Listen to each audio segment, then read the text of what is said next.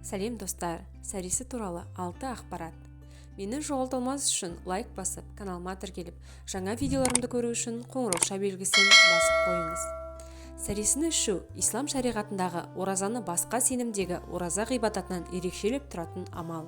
Өйткені пайғамбарымыз Мұхаммед саллаллаху алейхи уассалам бір хадисінде: сәресіге тұрыңыздар, себебі біздің оразамыз бен кітап иелерінің, яғни яһудилер мен христиандар оразасының айырмашылығы сәресі ішуінде деген. Бұған дейін ауызашар әдебіне қатысты ақпараттармен бөліскен болатынмын.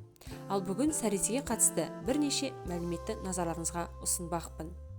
Сәресіде береке бар. Ораза туралы хадистердің ішінде сәресіге тұрыңыздар, сәресіде береке бар деген сүйінші хабар жиі айтылады.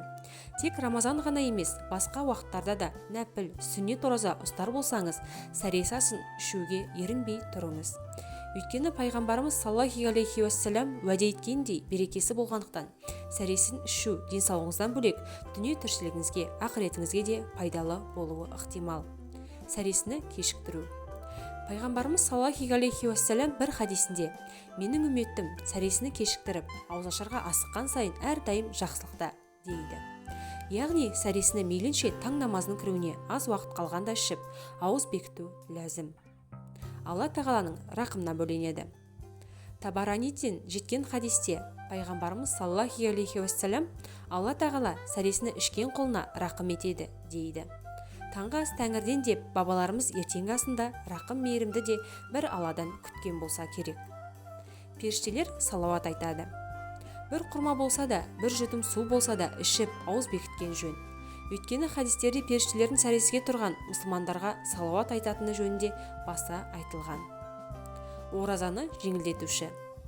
Сәресіні ішкен адам мен ішпеген адамның күндізгі халі екі түрлі болады. Себебі сәресіні ішу бір жағынан денсаулыққа пайдалы, әрі күндізгі оразаны жеңілдетуші. Хадисте: сендер өздеріңе түнгі намазға тұру үшін, түсте ұйықтап, күндіз ораза ұстауларың үшін сәресі ішіп көмектесіңдер делінген. Құрма жеу. Рамазан айының негізгі атрибуттарының бірі құрма. Оның пайдасын көпшілік жақсы біледі деген сенімдеміз. Құрманың құрамында адамға күні бойына қуат беретін дәрумендердің бары әлде қашан дәлелденіп қойды. Ал сәресіге құрма жеуді өсиет еткен Алла елшісі құрма сәресіге нендей жақсы деген екен. Қазақша каналдың дамуына үлес қосып, лайк басып, комментарий жазып, видеоның соңына дейін қарап, жақындарыңызбен бөлісе отырыңыздар. Назарларыңызға үлкен рахмет.